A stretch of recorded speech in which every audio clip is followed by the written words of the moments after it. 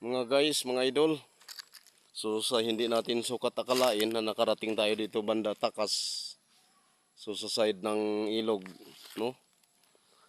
So hindi natin kabisado yan dito mga idol. Ang daming mga lamok pala dito. Hindi natin alam na may mga nagadungka pa rin pala mga bangka dito. Hindi natin alam kung sino may-ari ng bangka na yan. Ayan mga idol, oh. So kung sumagi man ito sa wall ninyo, alamin nyo kung sino may-ari nito. Yan. So ang pakay lang natin mga guys, mga idol, tungkol sa mga herbal na halaman. Kaya tayo nakarating dito. At di natin sukat akalain na nakarating tayo dito mga guys.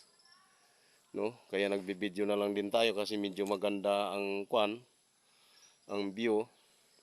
Ayan ang ilog mga guys, oh. Ayan. Yan ang papunta banda Takas. At ito naman yung papunta doon sa atin, sa aking dungkaan sa baba, palabas. Yan mga guys. So, talagang nagkataon lang mga idol.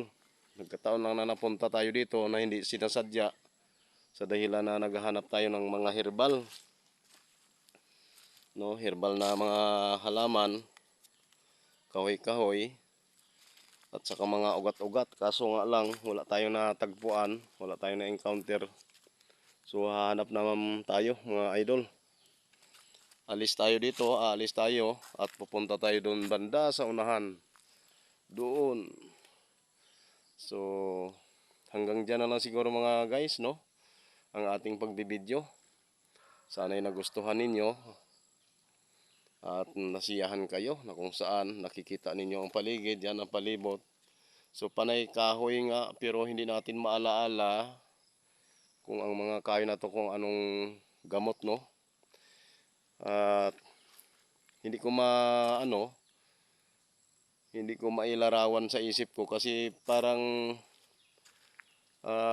nagamot o nalapat ko na talaga ito eh. Isa yan dito sa mga kahoy na yan dito sa likuran natin. Pero maya maya mga guys, no, baka maalaala natin kung anong sakit. Basta ang alam ko sa palibot, gamot mga guys, mga idol.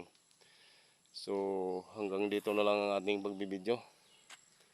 Sana'y nagustuhan ninyo. Thank you so much. Bye bye, God bless.